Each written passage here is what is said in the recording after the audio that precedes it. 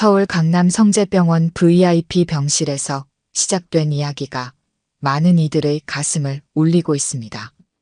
대성그룹 강대성 회장이 쓰러진 지 일주일째였습니다. 늦가을의 차가운 비가 병실 창을 두드리는 가운데 72년을 살아오며 단 하루도 쉬지 않았던 워커홀릭 회장은 이제서야 처음으로 강제로 쉬게 되었습니다. 주치의 김민석 교수는 진료 차트를 내려놓으며 간곡히 말을 이었습니다. 회장님, 이대로는 정말 위험합니다. 심장 상태가 매우 좋지 않으시고 스트레스 수치도 심각한 수준입니다. 자연 속에서 최소 6개월은 요양하셔야만 합니다. 강대성은 창밖으로 시선을 돌렸습니다. 72년을 살아오며 처음 보는 오전 9시의 서울 풍경이 낯설기만 했습니다. 큰아들 강민우가 아버지의 손을 잡으며 말했습니다. 아버님, 이제는 정말 쉬셔야 합니다. 그룹 일은 저희가 알아서 하겠습니다. 제발 건강부터 챙기세요. 병실의 깊은 침묵이 감돌았습니다. 강대성의 굳은 표정이 조금씩 흔들리기 시작했습니다. 문득 45년 전의 기억이 스쳐 지나갔습니다. 대학생이었던 시절, 봉사활동으로 처음 가봤던 지리산에서의 여름, 젊은 시절의 순수했던 꿈들, 그리고 그곳에서 만났던 그녀의 모습이 선명하게 떠올랐습니다. 지리산으로 가보고 싶습니다. 강대성의 뜻밖의 말에 병실의 모든 사람들이 놀란 듯 그를 바라보았습니다. 거기서 요양을 하면 좋을 것 같습니다. 강민우는 의아한 표정을 지었습니다. 지리산이요? 하와이나 스위스 같은 곳이 더 좋지 않을까요? 강대성은 고개를 저었습니다. 내가 45년 전에 한번 가봤는데 그곳의 맑은 공기가 아직도 기억에 남아있네. 거기서 조용히 요양하고 싶어. 이틀 후 강대성은 모든 사람들의 만류를 뿌리치고 홀로 지리산행을 결정했습니다. 비서실에서 준비한 고급 별장도 의료진도 모두 거절했습니다. 단지 운전기사 한 명만을 대동한 채 지리산으로 향했습니다. 이야기를 계속하기 전에 구독과 좋아요 꾹 눌러주시고 매일 배달되는 사연 들어보세요. 알림 설정까지 해두시면 이야기가 올라오자마자 들으실 수 있답니다. 여러분들의 응원은 사연 제작에 정말 큰 힘이 됩니다. 지리산 자락에 도착했을 때는 이미 해가 저물어가고 있었습니다. 45년이란 세월이 흘렀지만 지리산의 웅장한 모습만은 변함이 없었습니다. 하지만 마을은 많이 달라져 있었습니다. 기억 속의 낡은 다방도, 구멍가게도, 그리고 그날의 그 찻집도 이제는 찾아볼 수 없었습니다. 작은 펜션에 짐을 풀고 창밖을 바라보는데 서서히 첫눈이 내리기 시작했습니다. 강대성의 마음속에서도 오랜만에 평화가 찾아왔습니다. 다음 날 아침 그는 일찍 일어나 산책을 나섰습니다. 지리산의 아침 공기는 서울과는 달랐습니다. 차갑지만 맑은 공기가 폐부 깊숙이 파고들었습니다. 산책로를 걷던 중 그는 한 사내와 마주쳤습니다. 등에 커다란 진보다리를 메고 있는 모습이 예사롭지 않았습니다. 45살 정도로 보이는 사내였습니다. 안녕하십니까? 사내가 먼저 인사를 건넸습니다. 아침부터 산책을 나오셨나 봅니다. 강대성은 사내가 메고 있는 진보다리가 약초 캐는 도구들임을 알아차렸습니다. 혹시 신만이이신가요? 네, 이 근방에서 약초를 캐며 사는 이태산이라고 합니다. 사내는 수줍은 듯 웃었습니다. 요즘같이 첫눈 내린 후가 약초 캐기에 가장 좋은 때거든요. 강대성은 태산의 말투에서 묘한 친근감을 느꼈습니다. 마치 오래전 알고 지낸 사람을 만난 것 같은 기시감이 들었습니다. 태산은 강대성의 안색을 살피더니 걱정스러운 목소리로 물었습니다. 어르신께서는 건강이 좋지 않으신 것 같은데 혹시 요양차 오신 건가요? 네, 과로로 쓰러져서 이곳에 왔습니다. 강대성이 대답했습니다. 태사는 잠시 생각에 잠기더니 무언가를 결심한 듯 말했습니다. 저희 집에서 차 한잔 하시겠습니까? 제가 직접 만든 한방차가 있는데 피로회복에 특히 좋습니다. 순간 강대성은 망설였습니다. 하지만 태산의 진심 어린 눈빛에 이끌려 고개를 끄덕였습니다. 그렇게 두 사람은 지리산의 겨울 아침 함께 걸음을 옮기기 시작했습니다. 첫눈이 쌓인 산길을 오르는 동안 태산은 지리산의 약초와 자연에 대해 이야기를 들려주었습니다. 그의 말 한마디 한마디에는 자연을 사랑하는 마음이 깊이 배어 있었습니다. 강대성은 오랜만에 누군가의 이야기에 귀를 기울이고 있는 자신을 발견했습니다. 지리산의 겨울 아침 공기는 차갑지만 맑았습니다. 두 사람의 발자국 소리만이 고요한 산길에 울려 퍼졌습니다. 태산과 함께 산길을 오르던 강대성의 발걸음이 문득 멈추었습니다. 45년 전 이맘때 그도 이렇게 지리산을 처음 올랐었습니다. 그때는 지금처럼 첫눈이 내리는 겨울이 아닌 뜨거운 여름이었습니다. 1978년의 한여름, 지리산 기슭의 작은 마을에서 시작된 운명 같은 사랑이 이제야 그의 가슴 속에서 다시 꿈틀대기 시작했습니다. 가난한 고아 출신 대학생이었던 그는 봉사동아리 활동으로 이곳을 처음 찾았습니다. 태산의 목소리에 강대성은 옛 기억에서 깨어났습니다. 발걸음을 다시 옮기며 그는 그날의 기억 속으로 더 깊이 빠져들었습니다. 한여름의 뜨거운 햇살 아래 서 있던 20살의 청년은 희망으로 가득 차 있었습니다. 고아원 출신이라는 편견과 가난의 무게를 이겨내고 서울대학교에 입학한 그였습니다. 매일 새벽 신문 배달로 등록금을 모으면서도 그의 꿈은 점점 더 커져갔습니다. 언젠가는 자신처럼 어려운 처지의 아이들을 돕는 장학재단을 세우는 것, 그것이 그의 가장 큰 꿈이었습니다. 마을 초등학교에서 아이들을 가르치는 일은 생각보다 쉽지 않았지만 그는 자신의 어린 시절을 떠올리며 정성을 다했습니다. 수업이 끝난 후면 늘 들리던 곳이 있었습니다. 마을 어귀의 작은 다방, 그곳에서 그는 운명처럼 그녀를 만났습니다. 최지원은 간호학교 등록금을 모으기 위해 다방에서 일하고 있었습니다. 까만 생머리를 단정하게 묶은 그녀의 모습은 첫눈에 강대성의 마음을 사로잡았습니다. 청량한 아이스커피 한 잔으로 시작된 두 사람의 인연은 뜨거운 여름날을 더욱 설레게 만들었습니다. 매일 저녁 다방의 마지막 손님이 돌아간 후 두 사람은 마을 뒷산에 올랐습니다. 반딧불이 가득한 산자락에서 그들은 서로의 꿈을 이야기했습니다. 지원은 시골의 아픈 사람들을 돕는 간호사가 되고 싶어 했습니다. 어린 시절 할머니가 아파도 제대로 된 치료를 받지 못하고 돌아가신 것이 그녀의 가슴 속 깊은 상처였습니다. 강대성은 지원의 꿈이 자신의 것과 닮았다고 생각했습니다. 둘 다 누군가를 돕고 싶어 했고 그 꿈을 위해 고된 현실과 싸우고 있었습니다. 서로를 바라보는 눈빛에는 점점 더 깊은 이해와 사랑이 깃들어갔습니다. 그러나 행복한 시간은 짧기만 했습니다. 봉사활동 기간이 끝나갈 무렵 서울에서 한 통의 전화가 걸려왔습니다. 강대성의 재능을 알아본 은사가 대기업 회장의 딸과의 맞선을 주선한 것입니다.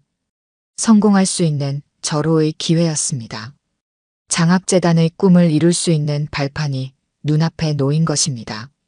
마지막 밤 강대성은 지원에게 자신의 마음을 고백했습니다. 가난한 자신이 언제 꿈을 이룰 수 있을지 모르지만 그녀를 정말 사랑한다고. 지원은 아무 말도 하지 않고 그의 품에 안겼습니다. 달빛 아래 나눈 첫 키스는 달콤했지만 두 사람의 마음 한켠에는 이별을 예감하는 서글픔이 깃들어 있었습니다. 서울로 돌아간 강대성은 깊은 고민에 빠졌습니다. 맞선을 본 재벌가 딸 서미연은 그의 능력을 한눈에 알아보았습니다. 그의 장학재단 설립 꿈에 적극적인 지원을 약속했고 아버지 회장 또한 그를 사위로 맞이하고 싶어 했습니다. 이것은 단순한 결혼이 아닌 그의 꿈을 이룰 수 있는 기회였습니다. 밤마다 지원의 얼굴이 떠올랐습니다. 순수한 사랑과 현실적인 선택 사이에서 강대성의 마음은 무너져 내렸습니다. 결국 그는 미연과의 결혼을 결심했습니다. 수많은 고아원 아이들에게 새로운 기회를 줄 수 있다면 자신의 사랑은 희생할 수 있다고 생각했습니다. 한편 지리산 마을의 지원은 뜻밖의 사실을 알게 되었습니다. 그녀의 뱃속에는 새로운 생명이 자라고 있었습니다. 아이를 가진 것을 알았을 때 그녀의 손은 떨리고 있었습니다. 강대성에게 이 사실을 알려야 할지, 그의 앞날을 막아서는 것은 아닌지 지원의 마음은 혼란스러웠습니다. 가을바람이 불어오던 어느 날 한 통의 편지가 지원의 손에 들려졌습니다. 강대성의 결혼 소식이었습니다. 재벌가 딸과의 약혼 소식을 전해 들은 그녀의 눈에서는 뜨거운 눈물이 흘러내렸습니다. 그날 밤 지원은 홀로 지리산으로 들어가기로 결심했습니다. 아무도 모르게, 그리고 아무도 찾지 못하는 곳으로. 깊어가는 가을, 지원은 지리산 깊은 마을로 들어갔습니다. 그곳에서 그녀는 새로운 삶을 시작했습니다. 뱃속의 아이를 위해 그녀는 강해져야만 했습니다. 약초를 캐는 노인의 도움을 받아 작은 집을 구했고 산에서 나는 약초를 다듬는 일을 배웠습니다. 춥고 긴 겨울이 찾아왔습니다. 홀로 임신한 몸을 이끌고 약초를 다듬는 일은 쉽지 않았습니다. 하지만 지원은 단 한 번도 후회하지 않았습니다. 이 아이는 그녀에게 남은 유일한 사랑의 증거였고 새로운 삶의 이유였습니다. 매서운 겨울바람이 몰아치던 밤, 지원은 산파의 도움을 받아 아들을 낳았습니다. 고통스러운 진통 속에서도 그녀는 한 번도 소리 지르지 않았습니다. 마치 자신의 새로운 운명을 받아들이듯이 그녀는 아들의 이름을 태산이라 지었습니다. 지리산처럼 크고 단단하게 자라라는 의미를 담아서입니다. 어린 태산은 자라면서 놀라운 재능을 보였습니다. 5살 무렵부터 산나물과 약초를 정확히 구분했고 7살에는 어른들도 찾기 힘든 귀한 약초를 본능적으로 찾아냈습니다. 마을 사람들은 그를 작은 신만이라고 부르기 시작했습니다.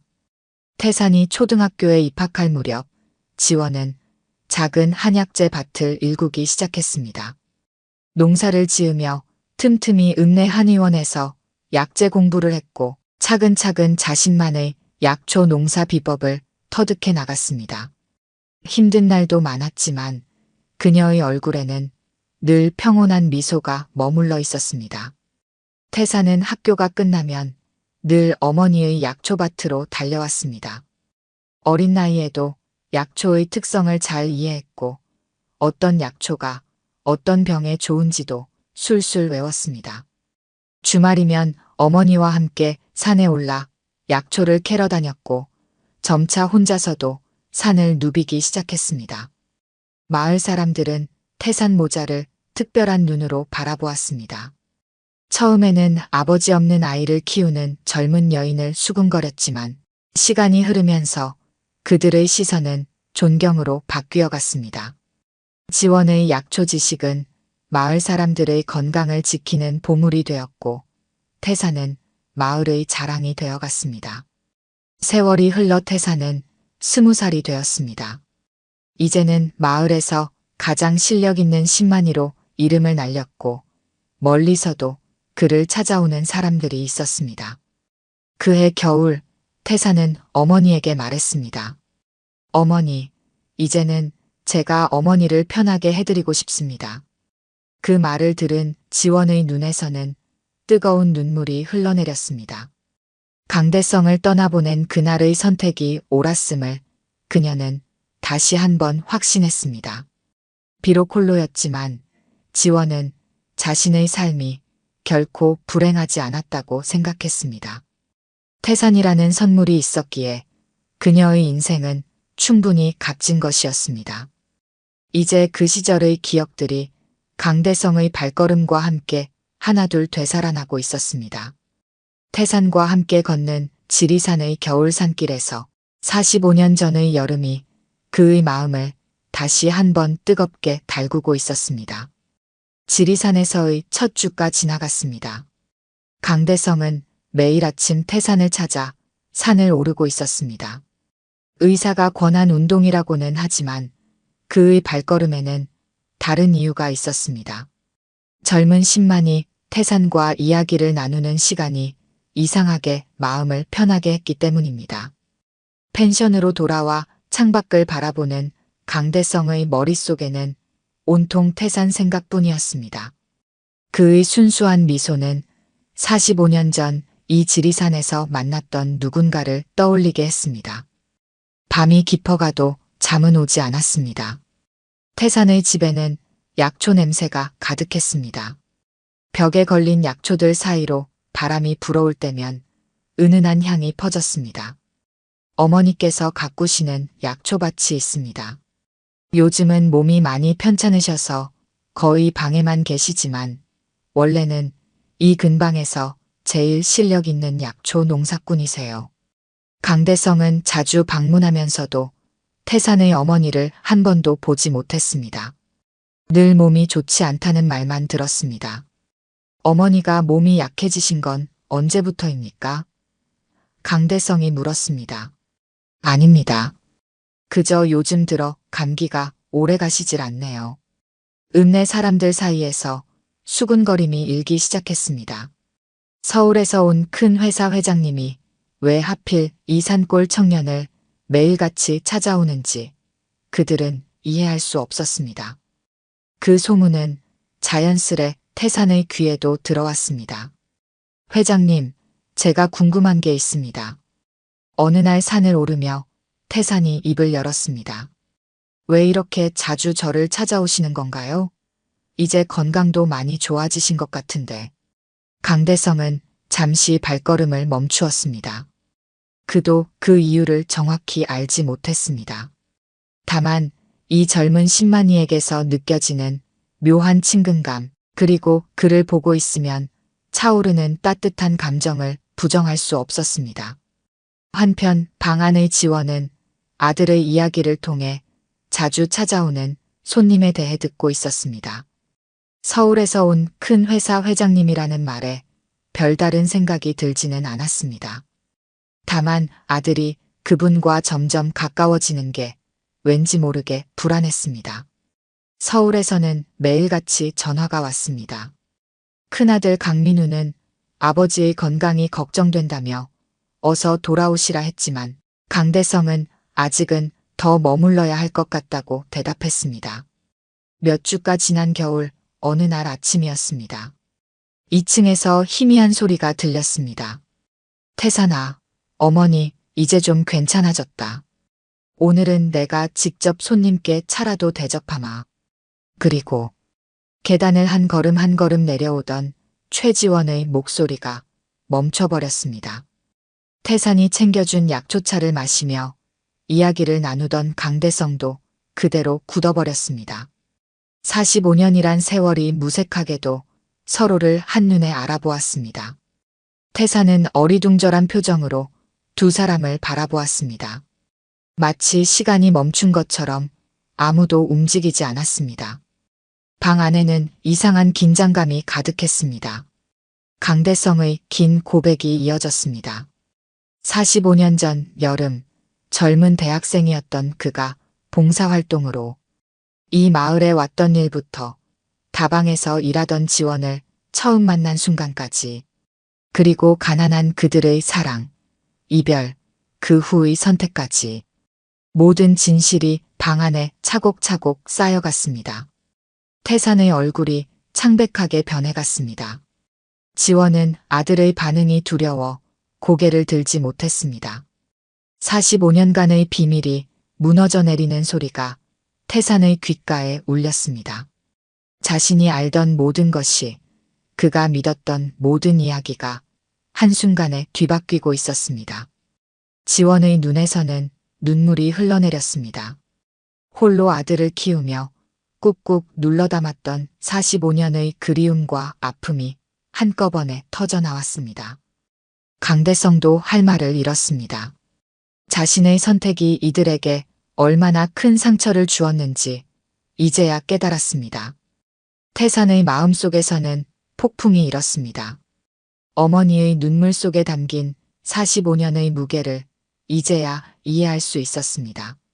매일 밤 홀로 흐느끼던 어머니, 자신이 아플 때마다 밤새 산을 뛰어다니며 약초를 찾던 어머니, 그 모든 순간에 혼자였던 어머니의 모습이 눈앞에 그려졌습니다.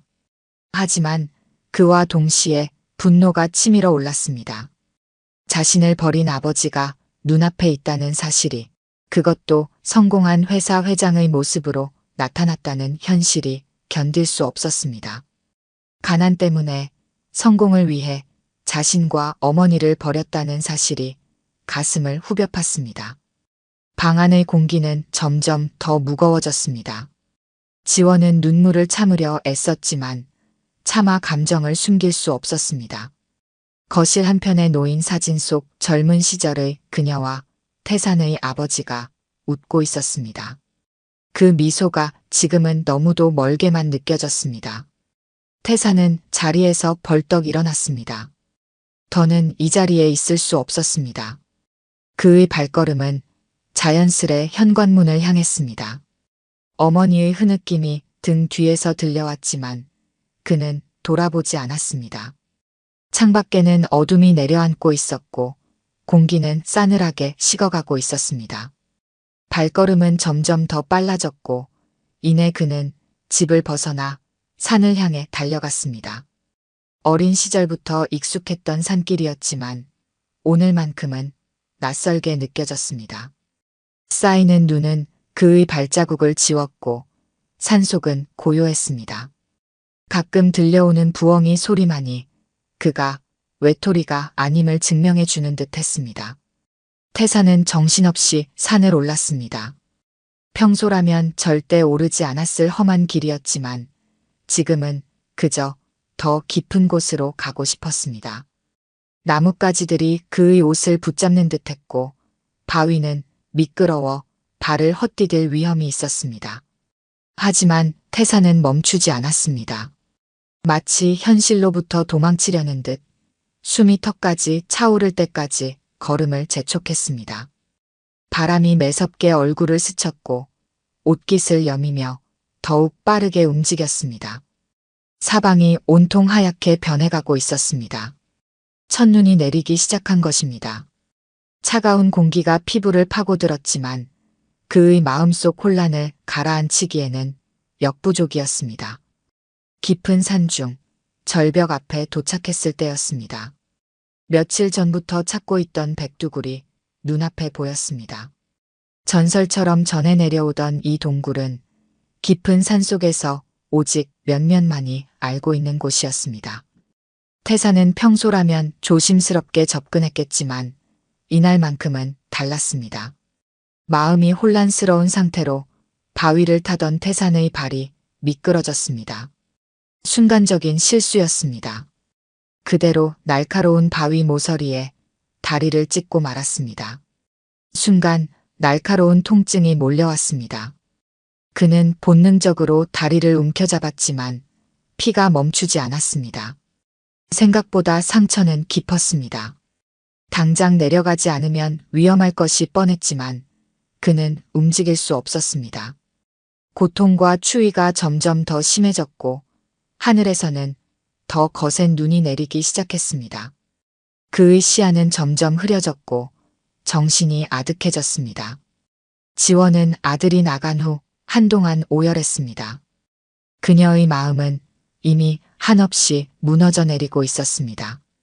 강대성이 그녀의 어깨를 붙잡았습니다. 태산이를 찾으러 가야 합니다. 그 말에 지원은 눈물을 닦으며 고개를 끄덕였습니다. 하지만 태산이 어디로 갔는지 알 길이 없었습니다. 불안한 마음에 그들은 함께 산으로 향했습니다. 지원은 예전처럼 약초를 캐러 다녔던 길을 떠올리며 발걸음을 재촉했습니다. 산길을 따라 오르는 동안 눈발은 더욱 거세졌습니다. 강대성이 손전등을 비추며 주변을 살폈습니다. 여기 발자국이 있습니다. 지원이 소리쳤습니다. 발자국은 가장 험한 절벽 쪽으로 이어져 있었습니다. 두 사람은 불길한 예감을 떨칠 수 없었습니다. 절벽 아래에서 태산을 발견했을 때 지원의 심장은 멎는 것만 같았습니다. 다리를 다친 채 웅크리고 있는 아들의 모습이 처참했습니다. 그녀는 본능적으로 달려가려 했지만 강대성이 그녀를 막았습니다. 위험합니다. 제가 먼저 가보겠습니다. 강대성은 천천히 조심스럽게 태산에게 다가갔습니다. 태산아, 정신 차려라. 그는 급히 태산의 상태를 살폈습니다. 상처는 깊었지만 다행히 의식을 잃지는 않았습니다. 강대성은 태산을 업었습니다. 험한 산길을 따라 내려오는 동안 그의 등에서는 식은땀이 흘렀습니다. 지원이 앞장서서 길을 안내했습니다. 어둠 속에서도 그녀는 흔들리지 않았습니다. 45년 전 젊은 시절의 세 사람은 이런 모습이었어야 했습니다. 함께 서로를 의지하며 걸어가는 모습. 마을의 작은 병원에 도착했을 때는 이미 늦은 밤이었습니다. 다행히 태산의 상처는 생각보다 깊지 않았습니다. 의사는 며칠간의 안정이 필요하다고 했습니다. 병실에는 무거운 침묵이 감돌았습니다. 태산이 먼저 입을 열었습니다. 어머니, 죄송합니다. 혼자 저를 키우느라 얼마나 힘드셨을지 이제야 알 것 같습니다. 지원은 아들의 손을 꼭 잡았습니다. 강대성은 고개를 숙인 채 눈물을 훔쳤습니다. 세 사람 사이에 흐르던 벽이 조금씩 허물어지고 있었습니다. 시간이 흘러 봄이 찾아왔습니다. 태산의 한약재 농장은 이제 지리산에서 가장 큰 규모로 자리 잡았습니다. 강대성의 도움으로 현대식 시설을 갖추게 되었지만 여전히 태산은 직접 산을 다니며 약초를 캤습니다. 지원은 이제 홀로 울지 않았습니다. 봄날의 약초밭에서 그녀의 얼굴에는 따뜻한 미소가 피어났습니다. 강대성은 서울의 회사 일을 동생에게 맡기고 지리산으로 완전히 내려왔습니다. 45년 전 그가 꿈꾸었던 장학재단도 마침내 문을 열었습니다. 지리산 자락의 가난한 학생들이 그곳에서 새로운 희망을 키워가고 있었습니다. 태산의 약초밭 한켠에는 작은 정원이 있습니다. 그곳에는 세 사람의 이야기가 담긴 작은 나무가 자라고 있습니다. 45년의 세월을 뛰어넘어 다시 시작된 가족의 이야기. 이제는 더 이상 혼자가 아닌 세 사람의 새로운 봄이 시작되고 있었습니다. 오늘 들려드린 이야기가 여러분의 마음에 작은 울림이 되었기를 바랍니다. 아까 깜빡하신 분들이 계셨다면 좋아요와 구독 부탁드려요. 다음 사연을 들려드리는데 큰 힘이 된답니다. 그리고 여러분의 이야기도 댓글로 들려주세요. 다음 이야기 때 또 뵙겠습니다.